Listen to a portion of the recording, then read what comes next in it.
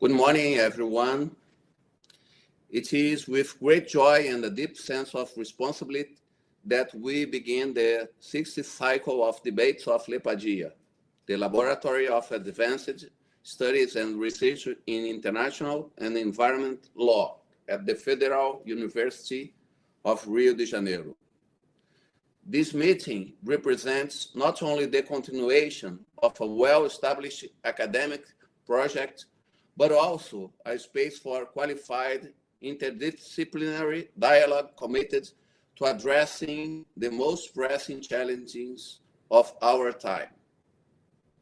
In a global context marked by intense transformation, environment crisis, social inequalities, and health challenges, it becomes increasingly essential to promote reflection that articulate international law, human rights, environment, and health in an integrated manner.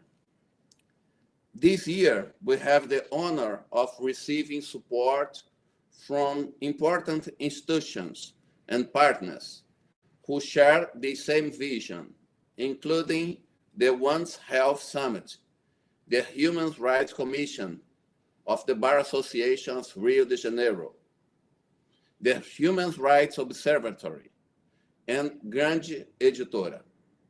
The presence of these entities reinforces the plural, collaborative, and international nature of this event.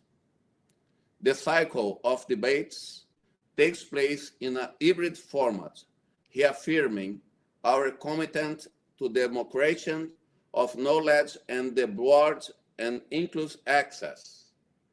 By adopting this model, we significantly expand the risk of the discussion, allowing participants from different regions of Brazil and the world to actively engage in the proposed reflection. Furthermore, this event is part of a global network of similar initiatives held simultaneously in different parts of the world.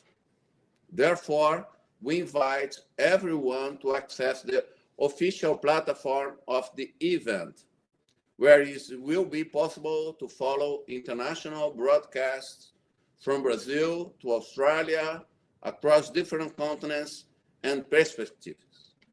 This is a unique opportunity to experience a truly global dialogue, connecting experience, knowledge, and practice.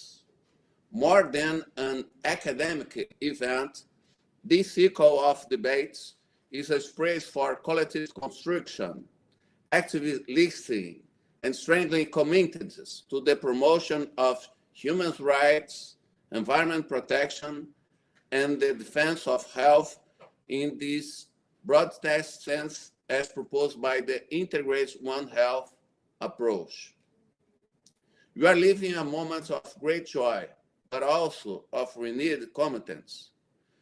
May this meeting be fertile in ideas, inspiring in its exchange, and transformative in its impacts. You are all very welcome. This year, we have chosen as our theme, One Health in Times of Catastrophes, a choice that reflects not only the relevance of the debate, but above all the urgency of rethinking the ways in which we understand and confront contemporary crises. We live in an area marked by the intensification of extreme events, such as climate change, environment disaster, pandemics, and humanitarian crises, which increasingly reveal the deep interdependence between human health, animal health, and the integrated of ecosystems. In this context, the One Health approach emerged as an essential paradigm, proposing an integrated and systemic view of these different elements. Speaking of times of catastrophes does not merely mean annulling the frequency and the severity of such events, but also understand that their impacts are unequal, disproportionately, affecting vulnerable populations and territories already marked by structural fragilities. Thus, thinking about One Health in this scenario also implies incorporation and ethical, social, and legal perspective committed to environment justice and the protection of human rights. In light of this, the time guiding this cycle of debates invites a move beyond fragment approach and to build a more coordinated and solidarity response.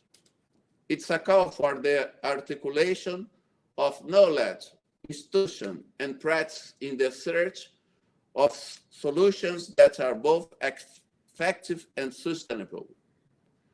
More than a concept, One Health stands as a horizon of action and shared responsibility capable of guiding public policies, regulatory frameworks, and academic initiatives in the face of the complex challenges that define our time.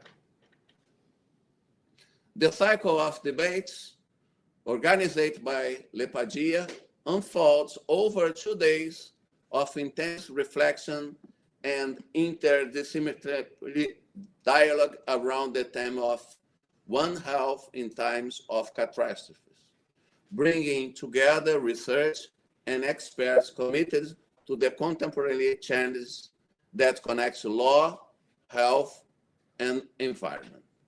So everybody, welcome again, and we have the pleasure to stay with researchers from Lepadia, from Observatory of Human Rights, and the Commission of Human Rights of Bar Association. And in the first moment, Ms. Milena will present this first day, and all the person that will speak with us about this important subject. Ms. Milena, please. Thank you, Professor Sidney. Good morning, everyone, those who are online with us today and also those who are present here in Rio. Welcome to the 6th debate cycle, One Health in Times of Catastrophe. As Professor Sidney said, my name is Milena Salatino, and I will be your moderator today. Our first presentation will be conducted by Ms. Luana Costa and Mr. Gabriel Pinho, who will address microplastics in the oceans, the Anthropocene, under the lens of the International Law of the Catastrophes. Next, Dr. Tiziana Sampaio, who's here with us today, will grace us with her knowledge on invisible interconnections, integrated impacts of environmental pollutants on mental and physical health. Then we will have Professor Sidney's legal book launch, which will be made available following his presentation. His book, titled International Law of Catastrophes, will have its 3rd edition released today with a special offer, so stay tuned until the end. And lastly, Professor Cassius Schei will finish our first day of debates, presenting the ethical political conflicts in One Health, anthropocentrism, sacrifice, and vulnerable populations in disasters. With that being said, let's begin our debate cycle. For our first order of business, it is my pleasure to introduce you to our first speakers, Ms. Luana Costa and Mr. Gabriel Pinho, who are with us today. They're both lawyers, researchers, and members of Lepadia and the GPDI in the Federal University of Rio de Janeiro. As I said before, they will discuss the microplastics in the oceans, the Anthropocene, under the lens of the International Law of the Catastrophes. You both have the floor. Thank you. Good morning, everyone. Good morning, Milena. Thank you. Morning. Firstly, I would like to begin by thanking everyone for the opportunity to us. It is a pleasure to be here. My name is Luana Costa, and together with my colleague Gabriel Pinho, we will be presenting our research, whose title is Microplastics in the Oceans, the Anthropocene under International Catastrophe Law. This research is justified because microplastic pollution in our oceans is a major climate and ecological crisis. These tiny particles are everywhere and threaten both the environment and human health. And when we bring this topic into the field of international law, it becomes clear that there is no global binding agreement specifically for microplastics. Currently, countries trying to fix the problem with their own local laws, but it isn't enough because pollution does not stop at borders. And plastic lasts for centuries. If we don't act now, we are violating the rights of future generations to have a healthy planet. And based on UN Resolution 4813 and 2025 guidelines for the International Court of Justice, we must treat the ocean as a shared life support system, not a trash bin. Luana, sorry. Would you like to present the slide? Could you put It's first? good? Okay. Thank you, Sabrina. And this paper used a bibliography approach. We analyzed academic books, scientific articles from around the world, and technical reports to build the arguments. Now, Gabriel, could you bring a little about the risk society, please? Yes, thank you very much, Luana. So in this part of the presentation, I will briefly introduce the Ulrich Beck's idea of risk society and explain why it is useful for us to understand microplastics in the ocean.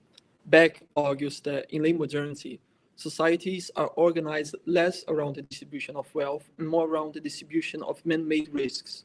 These are what he calls manufactured uncertainties, risks that are side effects of industrial and technological development rather than classical natural disasters. These risks have three important characteristics. First, they can cause global and incalculable damage that we cannot fully compensate. Second, they may be reversible because we cannot simply restore the previous state of the environment. And third, they have no clear limits in space and time, since their effects can cross national borders and can last across several generations. Plastics, for instance, fit this logic quite well. They are synthetic polymers derived from oil and gas, and they became central to modern life because they are cheap, they are flexible, and durable. In the short term, they were seen as a symbol of progress, but in the long term, however, their extreme durability and massive production created a new category of risks, where plastics break down into very small particles spread across the planet and are extremely difficult to remove from ecosystems. When we talk about microplastics, we usually mean plastic particles that have smaller than 5 millimeters. They can be produced directly at this size, for example, as microbeads in cosmetics and plastic pellets used in the industry. I will actually try to explain a little bit because I didn't know these terms, microbeads, plastic pellets. Microbeads are some smaller kind of circles that you can have on toothpaste or even on cosmetic that you use. They are abrasive cosmetics, and you put on your face, and after you wash, even wash your teeth or wash your face, they go down the sink and travel through the sewers and reach the ocean. And the plastic pellets, they are used in the industry. They are used on recycling. When you take a bottle and then you recycle it, they are made in very small particles, and these particles during this transportation, they can be lost, on cargo ships, on even on vehicles. And we have also these secondary sources of microplastics. They are the most common ones. Around 60 to 80% of the total plastic pollution comes from these secondary sources. So these secondary sources, they result from the fragmentation of large items such as bottles, bags, fishing nets, tire wear, and because they are so small and light, microplastics move easily through complex systems. They travel with ocean currents and rivers, they can be transported through the atmosphere, and they move along food chains which are ingested by organisms. For example, when humans eat fisheries that ate microplastics in the ocean. They have been detected from coastal waters to deep sea sediments and even on the Arctic ice, which shows that they are truly global in their distribution.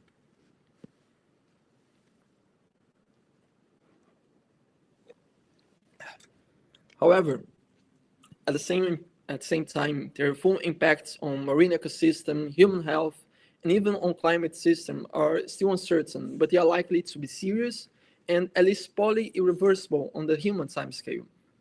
For these reasons, we can see microplastics in the ocean as a very clear example of back-risk society. So to sum up, before we move to Luana, they are manufacturers, they are produced by normal economic activities, they are distributed globally and across generations, and more importantly, they challenge the capacity of our existing institutions to manage them. So with this theoretical framing in mind, Luana will now move on from the sociological level that I explained to the scientific evidence, showing how microplastics affect aquatic biodiversity, human health, and how this connects with important legal instruments, such as the Convention of Biological Diversity. So, Luana, thank you. Okay. Well, plastic changes the world. It is flexible, durable, and helped us advance in medicine, transport, and communication. However, because it is man-made from chemical, like oil, for example, it doesn't decompose easily. In the ocean, scientific literature cannot even accurately determine how long it takes for microplastics to disappear. It is because the process depends on multiple physical, chemical, and oceanographic variables. And microplastics represents a hidden danger because most people only worry about the plastic they can see, like bottles or bags. But the biggest risk comes from microplastics, tiny particles created when plastic breaks down due to sun and water. They don't disappear. They just get smaller and stay in ecosystem for a long time. Between 2014 and 2024, data showed that these particles are everywhere, on the surface, deep in the water, in the sand, inside animals, and in our blood too. At least 6% of all global plastic pollution comes from microplastics. When we think about impacts on life and health, we can see it to marine life because microplastics move up the food chain. They cause animals to choke, change their behavior, and even alter their genes. In the environment, they change the ocean floor and can mess with the carbon cycle, which affects global climate balance. And these particles act like sponges for toxins, like heavy metals and pesticides.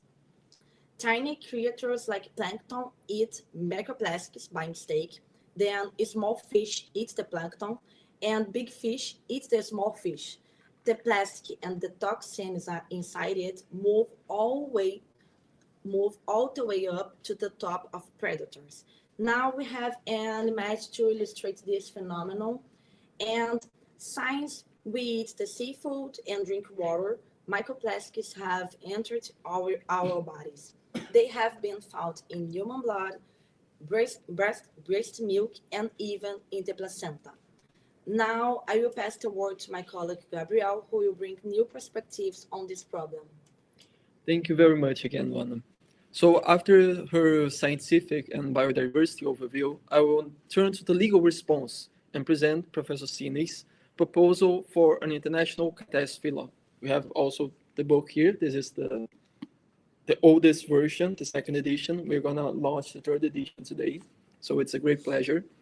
So before explaining this proposal, it is very important to clarify what he means by catastrophe and how it differs from a disaster, and also why it matters to microplastics.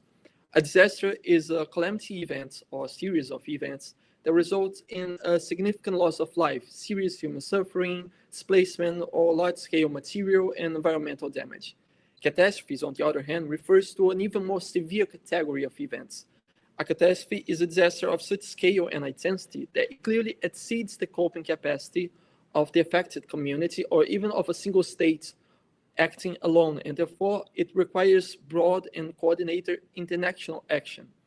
In other words, every catastrophe is a disaster, but not every disaster reaches the level of a catastrophe.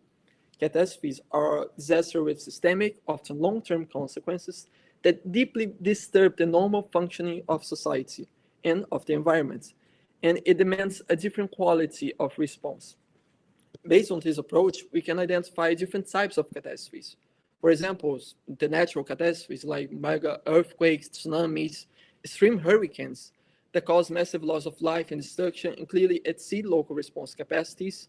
And we can talk about these technological or industrial catastrophes, such as major nuclear accidents, large dam failures like the one that happened in Brumadinho, or mining tailing collapses, where human error and technological failure combine with severe environmental and social impacts. And of course, we have some global and environmental catastrophes. Here we can include climate change, large-scale biodiversity loss, and we will argue, me and Luana, that diffuse phenomena such as worldwide microplastic pollution in the oceans, when to reach a level that systematically harms ecosystems, human health, and the functioning of society, can also be called a catastrophe, an environmental catastrophe global. With these concepts in mind, we observe that many of today's most serious crises do not fit well within the traditional categories of international law. Since international law was mainly designed for sudden onset events with a focus on emergency relief and reconstruction, it's not sufficient for these slow onset cumulative and systemic processes such as climate change and now the global pollution by microplastics. We also have some good examples like the case of Tuvalu, which is a country in the Pacific Ocean that it's experienced a whole problem with the sea level rise. The island is set to disappear in 50 years. And this event was caused by a slow catastrophe, that is the climate change. Decades ago, it didn't concern humanity, but now it's turning into real problems. And the same can happen with microplastics. Now it is not a problem, but in future years, we can have microplastics affecting our life intensely, and this can change the way we function as a society. This is why it can be a catastrophe. For this reason, Guerra proposes a broader field that he calls the International Catastrophe Law. The idea is to build a more coherent set of principles and rules to prevent, reduce, and manage catastrophic risks of global reach, as I said, microplastics and climate change. This proposal is based on principles, international principles, such as the international solidarity, the non-indifference to the suffering of others, the cooperation between states and other actors, and mainly the common but differentiated responsibilities. Importantly, international catastrophe law gives priority to prevention and risk reduction rather than only the post-response and compensation that we used to have in the international law. It calls for measures such as early warning, information sharing, technology transfer, financial support, so that states can act before a situation becomes catastrophic, like what is happening with Tuvalu, for example. We can also criticize the dominance of soft law in this area, as many relevant instruments, as we're going to hear by Luana afterwards, are non-binding declarations, guidelines, or voluntary plans.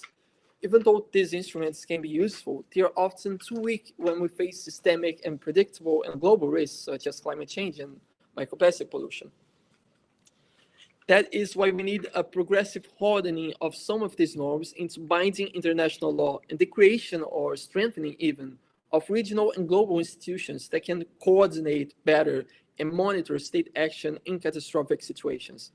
Microplastics in the oceans are a very good example of the type of environmental catastrophe that this international catastrophe law should address. They are clearly man-made, they are diffuse and transboundary, their impacts accumulate over long periods of time, and they affect several domains at once. As Luana said, marine biodiversity, human health, and also the ocean's role as a carbon sink is affected by this catastrophe. At the same time, the current legal response is fragmented.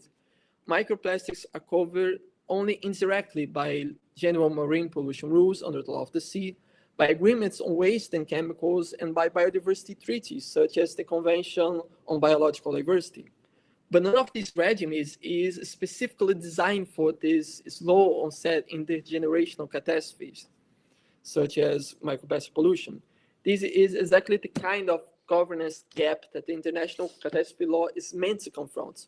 Recent studies show even in the marine plastic governance, there are similar conclusions. They highlight the fragmentation between the regimes, a lack of binding global standards for many plastic products such as bottles, bags, fishing nets, tire are the secondary sources of microplastic pollution, and it calls for an integration between these policies. I didn't say on the previous part, but we can sometimes we think that we can produce this type of materials. We just, as you think, oh, if I don't grab a bottle and throw it in the ocean, I'm not polluting. But it's not like that, because many of our clothes are made out of plastic. We use polyester, we use nylon. These are plastic materials. So when you wash your clothes, these clothes kind of shed off these microplastics. And it is a big part of the pollution we have nowadays. Tons and tons of microplastic are shed by billions of people washing their clothes daily. And when we talk about tire wears also, you can think, oh, I only use cotton clothes, so I'm not contribution for the pollution. If you drive a car, you have the tire wears. When the friction with the tire wear and the floor happens, it releases also these microplastics. We have also paintings. Some paintings use materials that are made out of plastic. We have plastics everywhere on our life, even our shoes, on our bags, on everything. So it's not so easily to get rid of the pollution by plastics. It's a great part of our life, our construction as a society. So now with this legal and theoretical discussion in mind, Luana will now bring the ideas of intergenerational justice and human rights, and then I will return for a brief conclusion of this debate. Thank you very much. Perfect.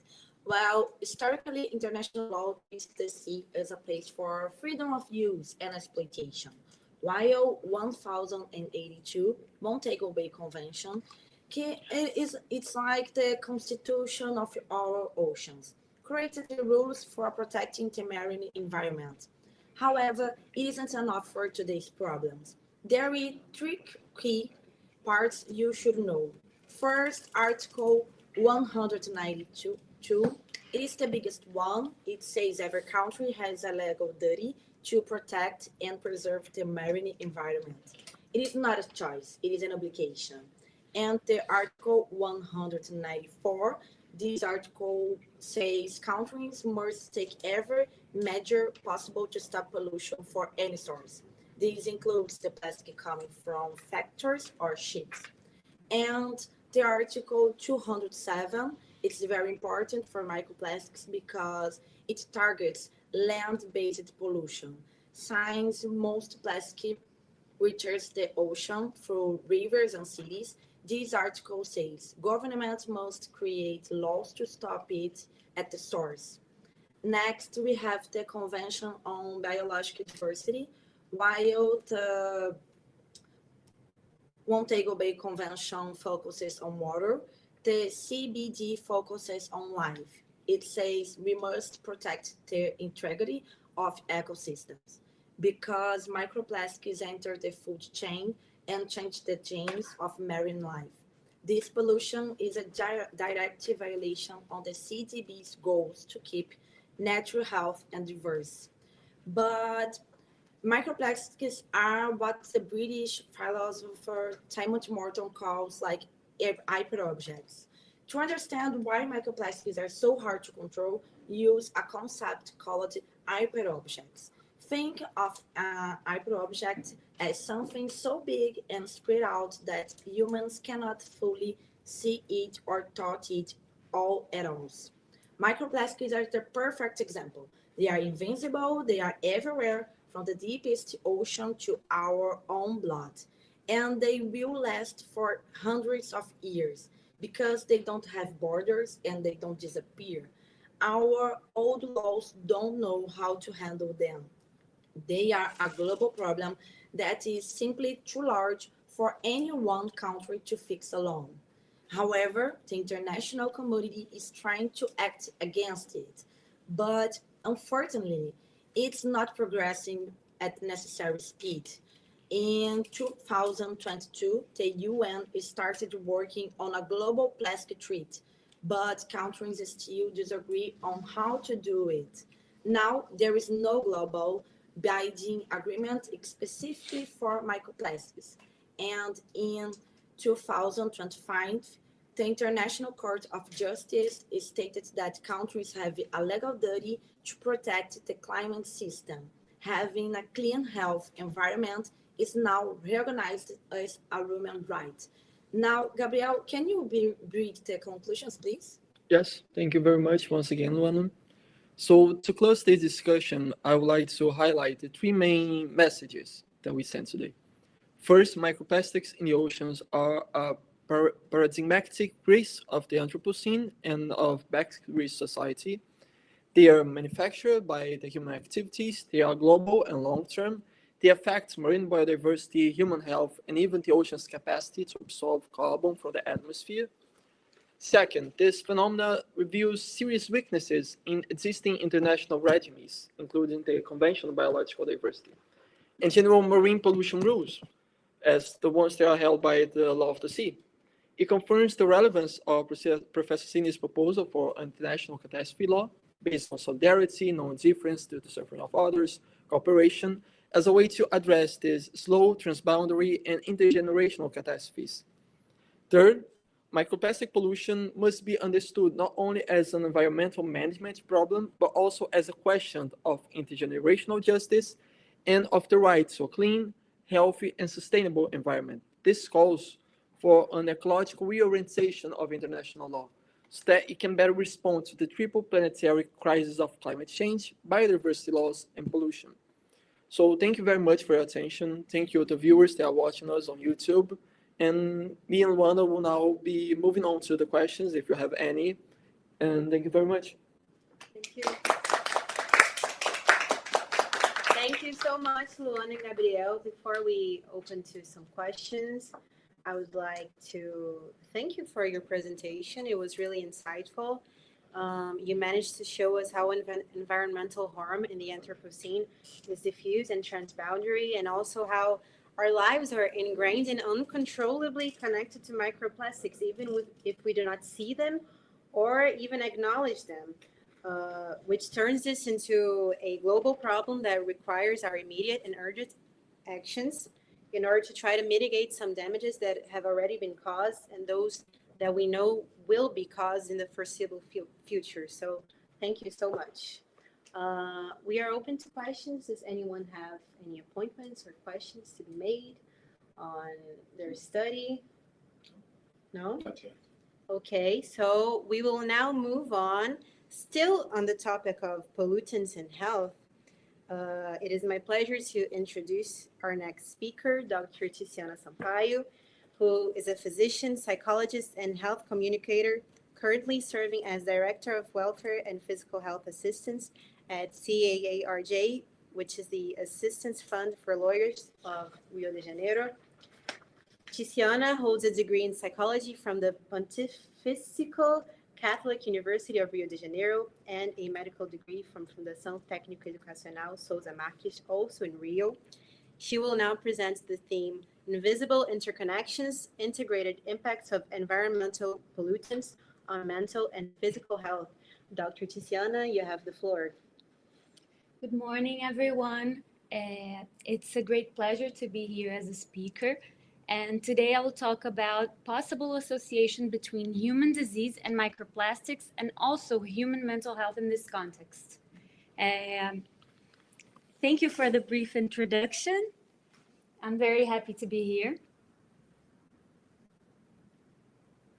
Nowadays, current evidence suggests human, animal, and environmental health are interdependent.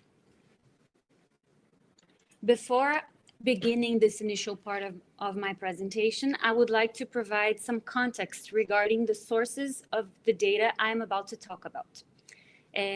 My central references are 4 systematic reviews published between 2024 and 2026, and each one of them will anchor the most relevant part of my talk today. My objective in this first part is to present current data regarding microplastics, a possible association with human disease, and its possible presence in the human body. My references were found in PubMed and Open Evidence Platform. If you would like to take a look at them in more detail, please contact me. So a global overview of production, it is estimated that 413 million metric tons of plastic was produced in 2024. Microplastics can be commonly detected in diverse environmental compartments such as air, water, soil, and food, how this was already perfectly said before. And Brazil, for example, is the fourth leading plastic waste producer globally. Microplastics are present in our day-to-day life. Some common day-to-day substances where they can be present are drinking water, synthetic clothing, cosmetics, amongst others. The most common plastics found in our daily lives are polyethylene, polypropylene, polystyrene, that can be present, for example, in water bottles. And current evidence indicate that they can enter our body through ingestion and inhalation.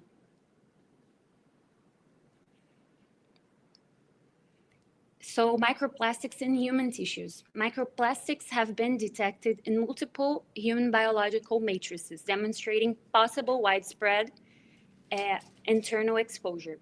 So blood, stool, and skin are the most frequently studied in this context.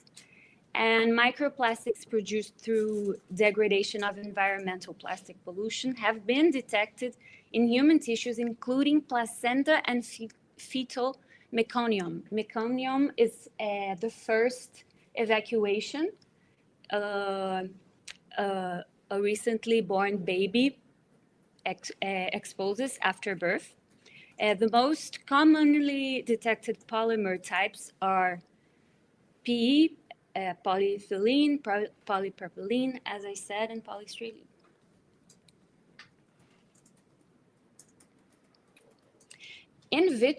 So now directly talking about microplastics in human tissues. In vitro studies indicate that MPs and NPs can disrupt the integrity of the blood-brain barrier, penetrate neuron and accessory cells, impair cell membrane integrity, and induce cytotoxic effects that can harm our cells and our brain cells. Laboratory studies, cell and animal models mentioned in this systematic review, studies suggest biological plausibility for neurotoxic effects, but it is important to note that human clinical evidence remains extremely limited. And now I'm going to talk a bit about the climate crisis and mental health. So moreover, it is important to emphasize the most vulnerable populations in this context to the exposure of microplastics. We have children and elderly that are extremely vulnerable because children, for example, are in their developmental phase. People with pre-existing mental illnesses, pregnant and postpartum women who just gave birth, low-income populations and minorities, migrants, homeless individuals, amongst others. I've had a personal experience working as a physician in a social clinic created to assist vulnerable people in Rio de Janeiro. This experience showed me the huge problem we have regarding quality of food ingestion and for adults and children, for example. So we have these children that are, it is very common to see, it was very common to see in this clinic, many children and adults with overweight, but at the same time suffering with malnutrition and ingesting a lot of food that that was invoked by microplastics and plastics. So to conclude, the same pollutants that harm ecosystems could be linked to human disease, as I said before, and protecting the environment is protecting human health. Thank you.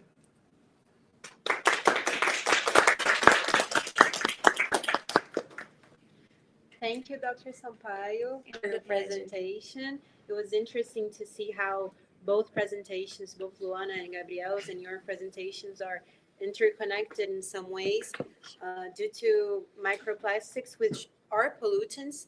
And you managed to show us how, from a medical perspective, they actually cause us harm.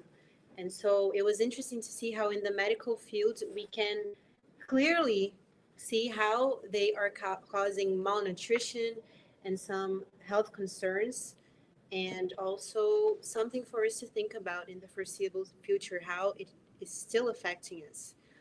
Does anyone have any appointments or questions they want to make?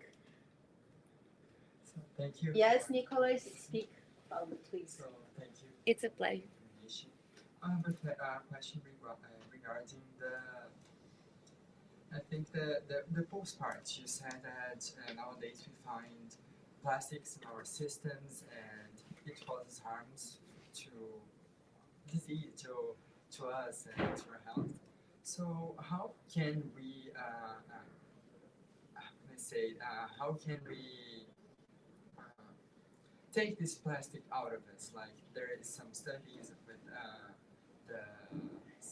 some methods, some, I don't know, things that to clean, because you said that the plastic stays in our blood cells and in our brain. So how has medicine or has it been made a study regarding the cleaning our body of plastics? Thank you for your question. I think it's very valid. Up to today, we have limited evidence regarding, how can I say that? We have systematic reviews that have pointed out that plastics are present in our cells, in diverse types of cells. We have a high association linked to microplastics in the body and diseases, but we do not have a causality inference. So this is limited information. So I cannot affirm that they cause disease, but I'm trying to show you that there could be an association, and we still need more research for that. So by answering your question, unfortunately, it is too early to answer this type of question, and researchers seem to be focusing on identifying if there could be a causality or not. Okay. Thank you, Nicholas, for your question. Does anyone have any other appointments or questions? I have an appointment to make. Yes, Just Gabriel. to complement, as I said in my presentation, these are slow onset events. So we still have much less information than we can have in these events that happen, you know. And the consequences of microplastics is, of course, is still uncertain, but it is known that, especially in international law, we have the prevention is very important. So even though we don't have these informations, we have to as I said, international law have a huge lack of this.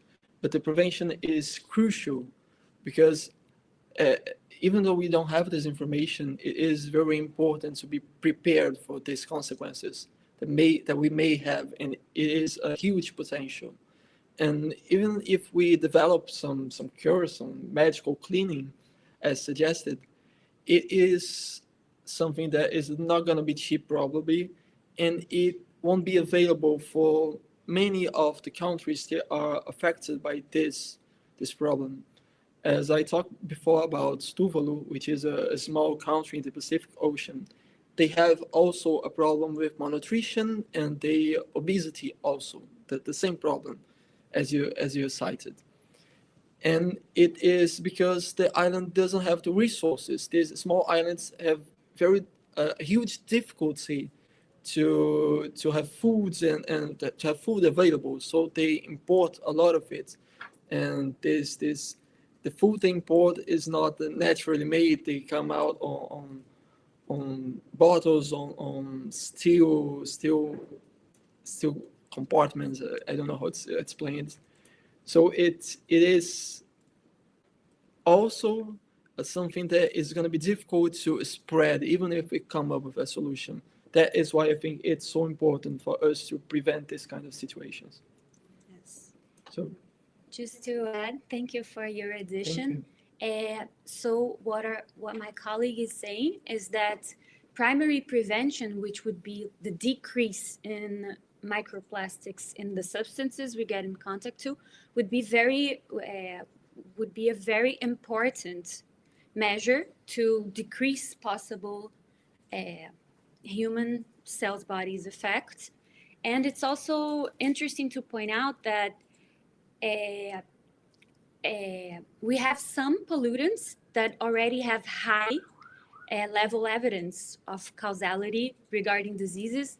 And an example of that is a specific air pollutant, which is classified in the IARC level 1 for being cancerogenic and for lung cancer. So we have a history of earlier products that have been studied, and eventually this type of evidence was exposed. It's possible to see that in the context of microplastics in the future. Any more questions? I have one.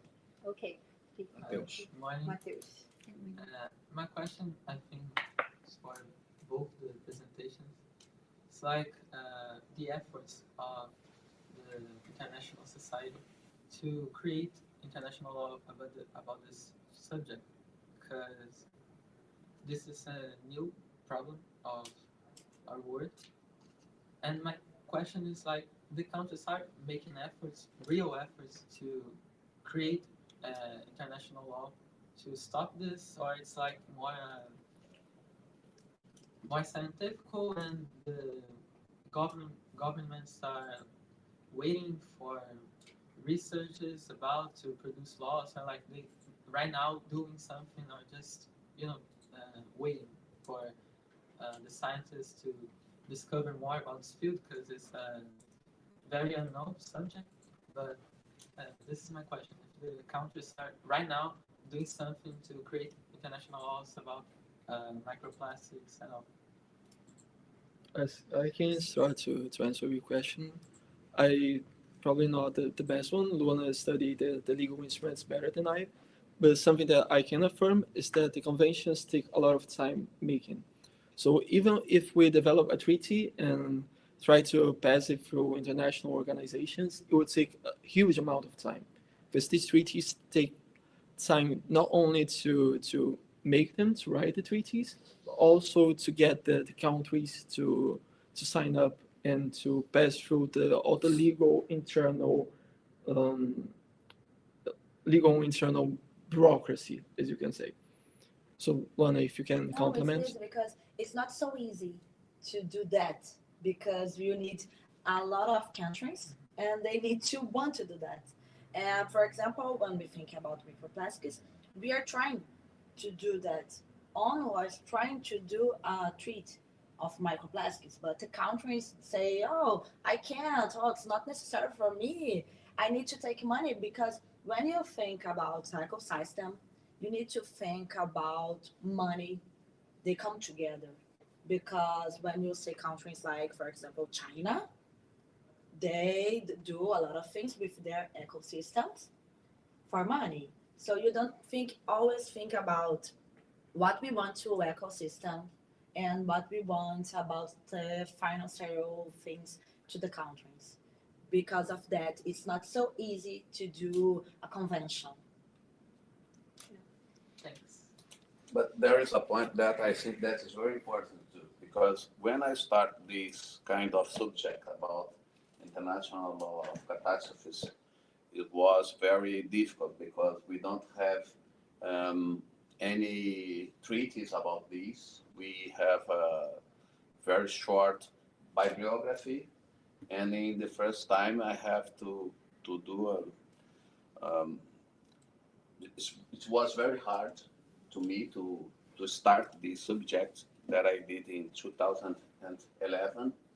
And I record that in the first time, a lot of people said, "Oh, it's not possible because the states they don't have the interest to do this kind of treaties, like Luana said." But actually, unfortunately, we have a lot of catastrophes. When we started, we presented the first time the problem about environment, and then we presented something about the economic crisis and armed conflicts. And today we have, as you see, a lot of catastrophe scenarios. So we are developing a lot of studies and proposals about this.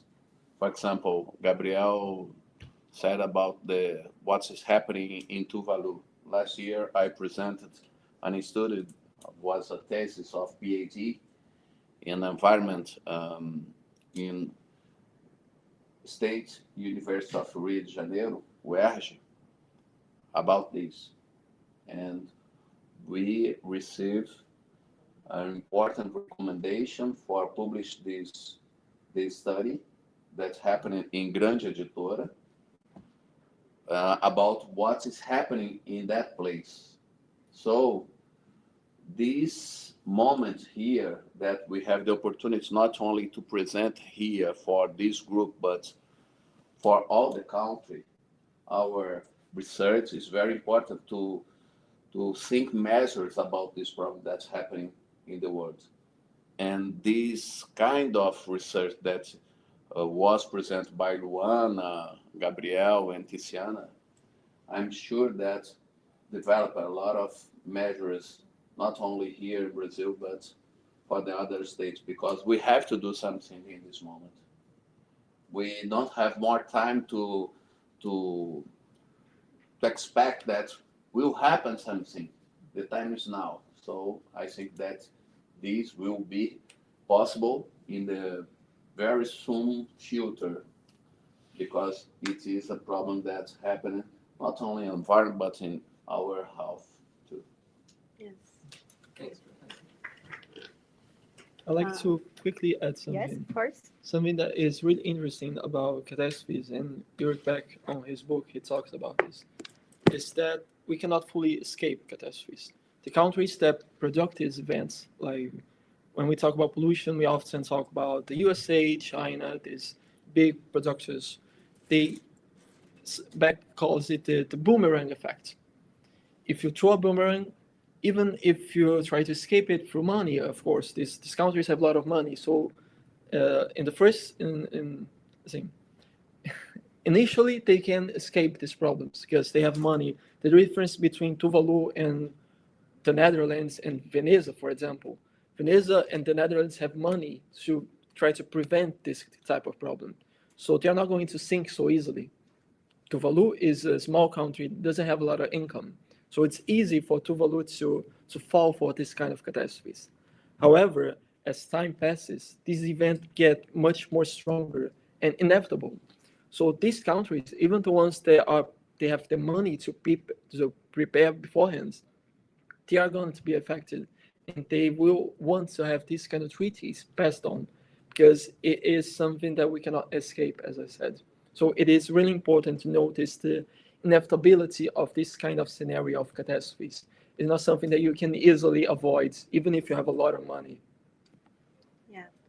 We can't escape it, but we can try to mitigate its Yes. effects, right? I think that's the purpose of our debate.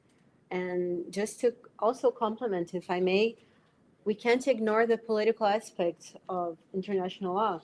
That's why it's important for us, students, researchers, lawyers, to talk about, to bring to light those issues so that we can ask politicians and people, also researchers, to research the problem. As Tiziana said, we have some kind of gap. We still need a lot more research to make the causality, right, between pollutants and health, and thus also to try to find some sort of solution. So we need to bring the discussion to the table so that we can promote research and also take action so that people can take measures to promote some sort of law that can mitigate the effects of these pollutants. I think she had some question, please. I have a question. I think it's really important we as Muslim citizens to talk about this matter, and I would like to ask if there is another country that is leading all the research and talking about this issue that gets worse progressively, and it's such a big problem we have to solve as a society. And I think it's important countries start discussing it with their researchers and then universities, so we can discuss it as an international society and discuss this matter like as an international community. Yes. Who can answer the question? I can answer. Yeah. I'm talking a lot, sorry. No, Yes, please, please. Something that we can easily observe is that the countries that are affected, they are usually the ones that try to pass on their treaties. As I said, Tuvalu and the small islands, they are usually trying to pass on these treaties. They are the ones that are trying to get the world to notice this problem. It's very hard for them because they are sometimes excluded from the discussions because they don't have the power, the geopolitical importance for this kind of discussions. But usually we have the affected ones, so they want to solve it because they are in the scenarios of catastrophes. And often we also have these organizations, some countries, some researchers, as us, for example, even though we are not so well connected with these catastrophes. We don't have a big ongoing catastrophe here in Brazil, as we can talk about in Tuvalu, in Myanmar, for example, which is a country that is on armed conflict and also is hugely affected by climate change. However, we have this effort to try to it spreads this message. And in this matter, for example, we have some research, I think, in Europe that they did they researched, they talked with locals and tried to because something that is really important is the perception of risk. Because we can talk about risks every way we can try to present evidence, but generally people need to observe it, need to see the impact on their lives so they can acknowledge the risk and ask politicians to make a move. And surprisingly, microplastics, this discussion about plastic and microplastics is really advanced in Europe, for example. They showed this, the research they did, I can show this afterwards, show that the people have the knowledge of these kind of events. They don't know the causability and don't know the whole problem, but they know there is a problem. And this is what is mostly important for the researchers and the countries that are affected. These are the main agents on this cause of trying to change the catastrophe events and try to prevent it. Okay. Thank you for your question. Thank you. Yes. Just for curiosity, we have a Safe Drinking Water and Toxic Enforcement Act that was established in 1986. It's called Proposition 65 in California, in the state of California. It was enacted as a ballot initiative, and the law protects the state's drinking water sources from being contaminated with chemicals known to cause cancer, birth defects, or other reproductive harm. And they also require businesses to inform Californians about exposure to such chemicals. This is a reality in California. It's a good example. And they are very educative. There's a site anyone can access the products that are included, the substances. They are 65 substances. Microplastics are not included. The substance included in this act have high evidence of causality, but it's an example of a possible intervention in the future. That's interesting. Thank you, Dr. Sampaio. Thank you, Luana and Gabriel. I think now at this time, we will take a quick break from our debates to promote the launch of Professor Sidney's book, its third edition, that's here with us today. Before we move on to Professor Shai's speech, so it is my great pleasure to present the third edition of the book, International Law of Catastrophes by Professor Sidney Guerra, which offers an important reflection on how international law is increasingly challenged by a global context marked by complex and transboundary risks, especially catastrophes. If you would like to talk a little bit more about your work, please, you have the floor. Thank you, Milena, again. Well, I am very happy today because we have this opportunity to talk with some research about this important subject, meaning environment, human rights, health, catastrophe. And I started my study in 2011. And the first time was very difficult because, as I said, we don't have studies about this point. And I thought about what happened in that year about the catastrophe in Japan, and we don't have some treaties about this kind of subject. And in the first moment, I thought about create something that we can articulate this meaning together. And I started to present my study about catastrophe international law. And was difficult, as I said. I remember that in the first time when I presented this research here in Brazil and outside in another countries, some people asked, but it's the same point. Catastrophe is the same that disaster. And I present, no, for me it's different, as Gabriel presented in your speak.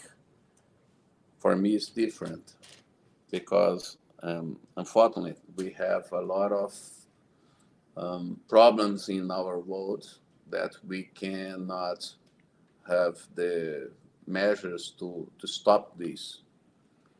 Not only the problem that environment, the climate change, but pandemic is that's happening today that I presented in this new edition about the artificial intelligence. So we are living and stay all the time with a lot of scenarios of catastrophes. And I'm presenting some ways that we can do as society. We have to convince the states, because to happen this in international society, we have to sign treaties, and the state has to do a lot of politics in internal law too. But this is, I think, an important study that is happening not only here, but in other countries about this point.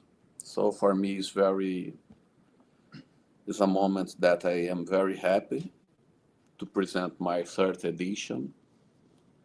And unfortunately, in this time when I received an invite to speak here in Brazil or outside Brazil, people said, he's coming the father of the catastrophe international law.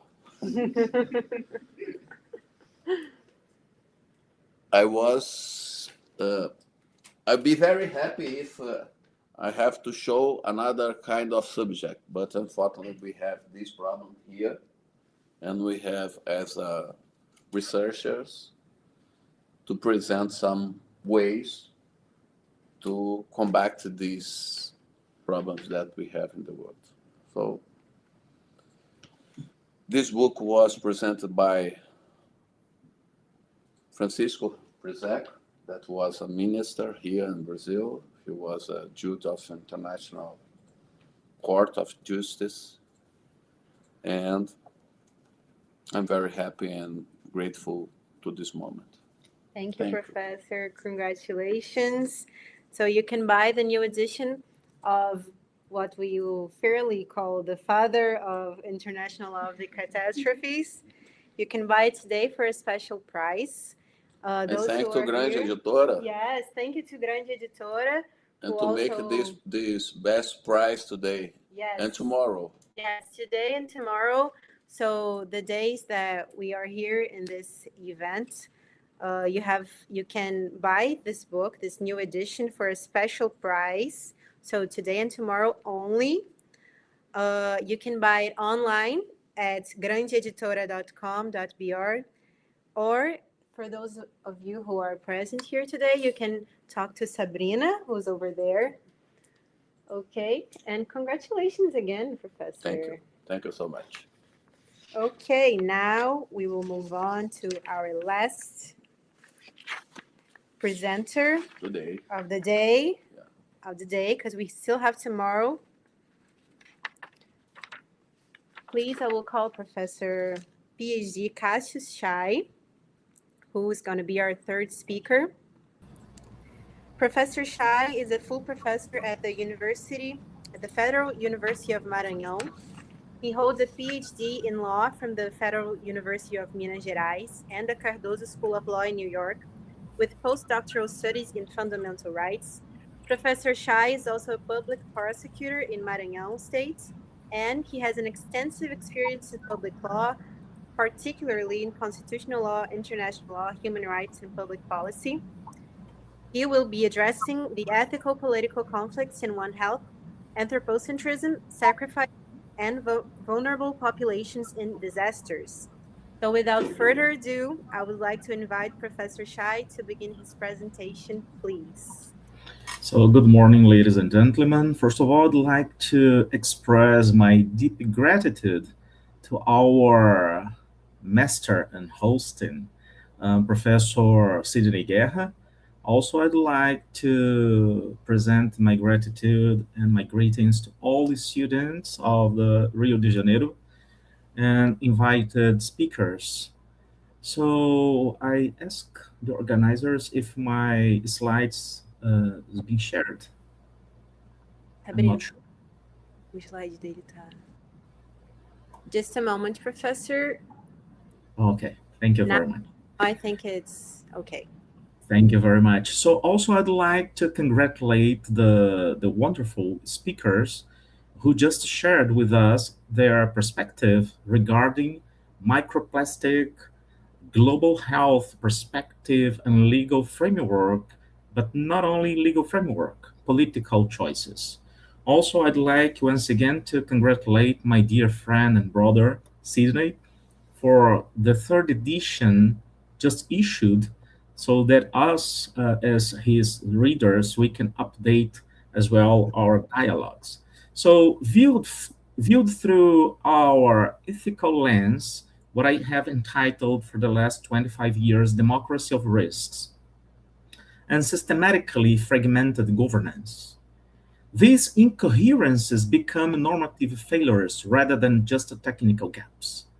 So I would like to approach this morning reflection, rendering my respects to both speakers.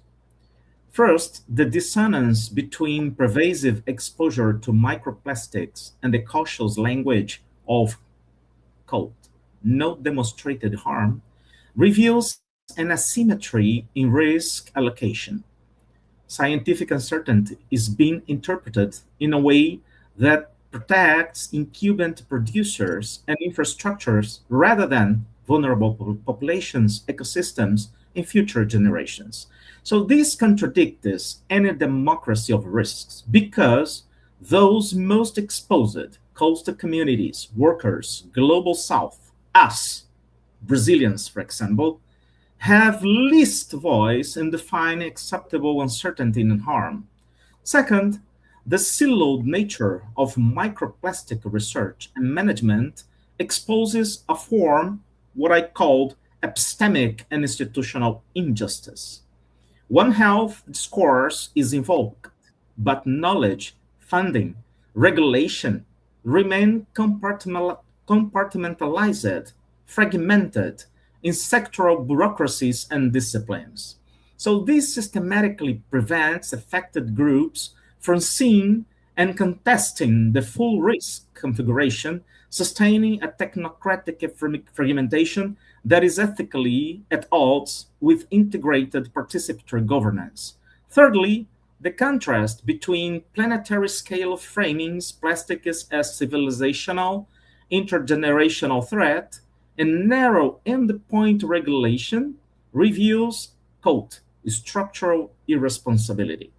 So governance operates at the wrong scales and time horizons, normalizing chronic low-dose contamination as the background cost of development. So given that framework, we could ask to ourselves, democracy of risks would require that the distribution, accumulation, irreversibility of microplastic burdens become objects of explicit, shared political choice rather than hidden outputs of fragmented systems whose incoherence is precisely what shields them from democratic control. So this is not a failure of One Health. I would invite all of you that maybe we can perceive that this is One Health functioning as designed to, reproducing what I term sacrifice logics that render certain lives expendable to protect others. My argument today is that One Health governance, despite its emancipatory rhetoric, systematically externalizes risk onto marginalized human and non-human populations through three interconnected mechanisms: persistent anthropocentrism, biopolitical exclusion, and institutional fragmentation. So also I'd like to dialogue with our hosted master professor Sidney Guerra, and I will approach his own argument regarding the theory of catastrophe law, meaning that democracy of risks applied to microplastics, for example, allow us to read this phenomenon as a form of diffuse catastrophization, in which catastrophe itself is no longer a punctual, visible event, but the cumulative global intergenerational result of fragmented decisions. So in our dear professor and brother Guerra's perspective and account, catastrophe is a determined event, while risk, it is indeterminable anticipation in time and space.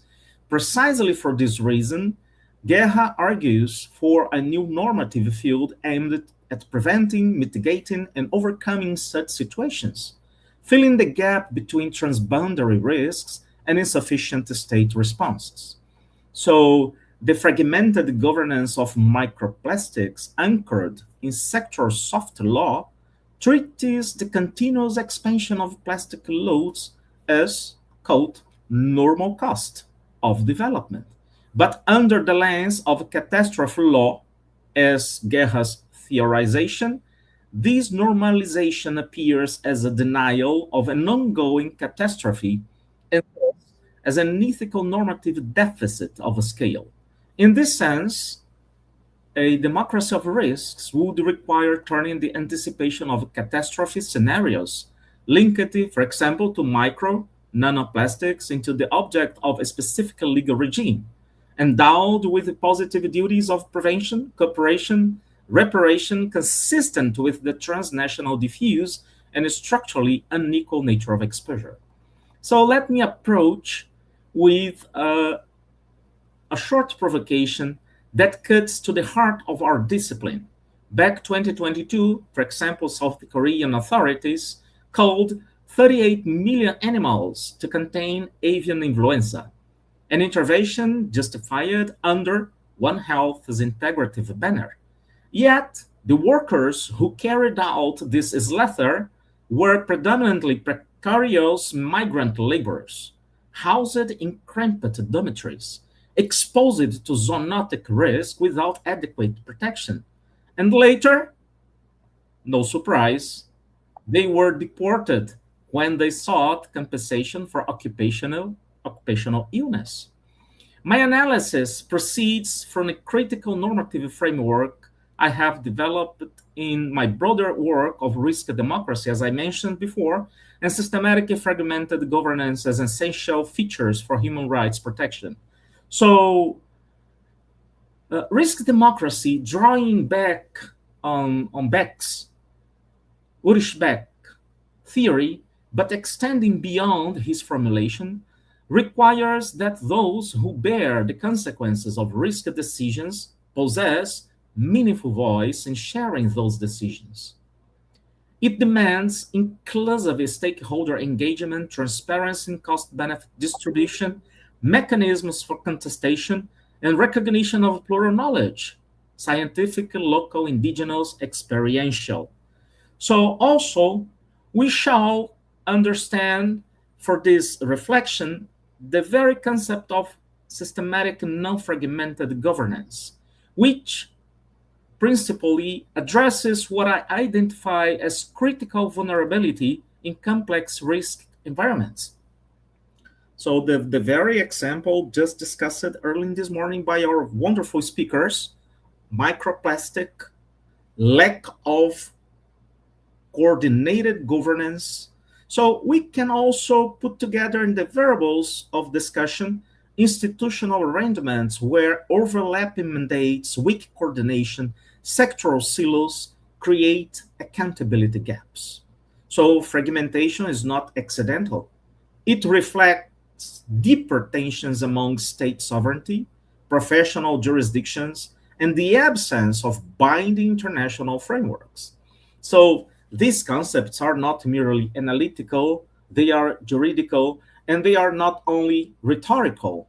They translate into enforceable standards under international human rights law, particularly the right to effective remedy and the obligation of states to protect against foreseeable harm. Now, three critical problems we should put at the table for the discussion. First, persistent anthropocentrism, meaning that empirical studies from the Netherlands, Singapore, and Australia, for example, demonstrate that One Health operational practices remain dominantly anthropocentric, despite integrative rhetoric. Public health functions as the overriding moral value, justifying preemptive culling, biosurveillance regimes, spatial containment that impose severe costs on animals and marginalize the human populations. The legal architecture compounds this. Institutional mandates, founding priorities, and regulatory frameworks define animals, for example, and ecosystems as instrumental resources rather than bearers of intrinsic value of rights or rights holders. This is not merely professional culture. It is structural in the juridical sense. And secondly, it's important that we share a very important perspective of sacrifice logic, biopolitical exclusion. Of course, we can propose a reflections upon Foucault's concept of biopower and Agamben's Homo sacer. I identify how One Health policies in disaster context, operationalize sacrifice logic, the normalization of differential harm distribution where certain lives are rendered expendable. So the mass culling of millions of animals during zoonotic outbreaks exemplifies this biopolitical technology, framed as necessary public health. But nonetheless, reflecting sovereign power's decision over which lives merit protection. I give the very recent example that all of us been through, COVID-19.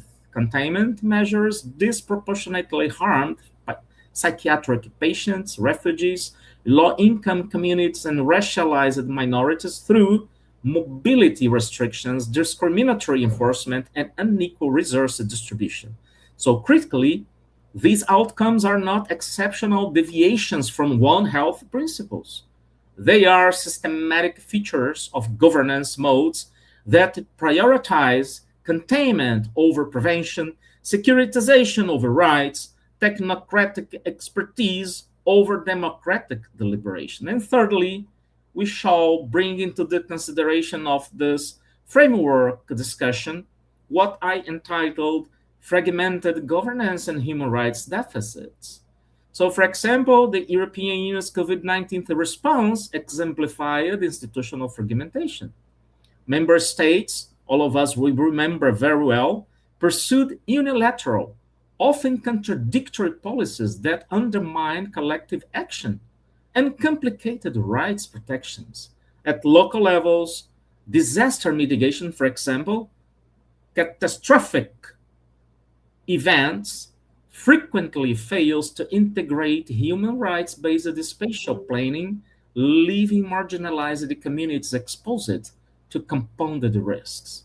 So, as a conclusion, partially, we should take into account that this fragmentation is strategically built, creates accountability vacuums. So if you have no enforcement legal framework, politicians are very well relaxed to not render and be rendered liability and accountable for the events, situations where no single actor bears responsibility for outcomes, and vulnerable populations fall through institutional cracks.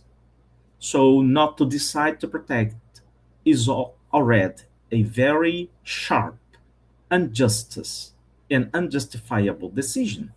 The absence of a binding international One Health treaty means coordination relies on voluntary cooperation, which predictably weaks and breaks down during crises when states prioritize national interests. So I have, to conclude, some normative proposals. This is the very role of the law as a legal science and system. So having diagnosed those pathologies, I propose 3 juridical and institutional reforms grounded in what I have entitled Risk Democracy Framework. First one, binding international framework. Framework Convention on One Health, outside single organizational mandates, establishing common standards, mutual obligations, enforceable accountability mechanisms. This would give equal juridical weight to human, animal, and environmental domains, reducing the anthropocentric bias embedded in current institutional arrangements. Third, integrated risk assessment with ethical expertise, meaning that institutional capacity for assessing social, ethical, distributional dimensions, not merely biomedical and economic factors. This requires inclusion of ethicists, social scientists, and community representatives in decision-making bodies, countering the technocratic closure that currently marginalizes affected populations. And third, multi-species impact assessment. We shall build a mandatory evaluation of harms to animals and ecosystems in all One Health interventions, with harm minimization protocols replacing mass culling where feasible,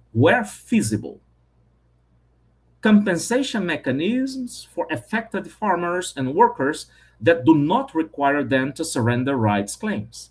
So, as closing argument, and here I'd like to express my deep gratitude to my dear friend and brother Sidney and all this marvelous team of Labadia.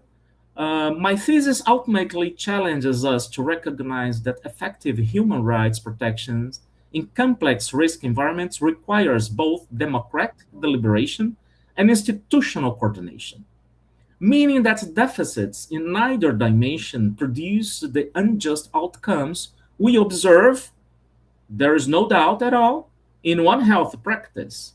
The current moment presents a critical juncture. As the international community negotiates pandemic treat instruments, we have an opportunity to embed right-sensitive principles and institutional reforms. The alternative is the continuation and likely intensification of governance modes that externalize risk onto the most vulnerable while claiming the moral authority of One Health. So for us, legal scholars, the challenge is to develop juridical tools that render risk, democracy, and systematic governance enforceable. For policymakers, the imperative is to resist securitized framings that sacrifice rights for apparent efficiency. And for all of us, citizens in the world, we shall be committed with human rights law.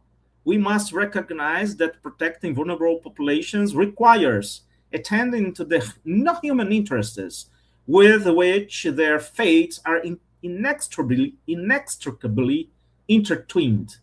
And finally, One Health will either become genuinely transformative or it will remain, as I have argued, sophisticated mechanism for legitimizing differential vulnerability.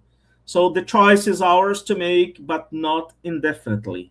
The next pandemic, the next climate-driven disaster, catastrophe, will test our commitments sooner than we might wish. So thank you to all organizers for this opportunity to share these ideas. Thank you very much.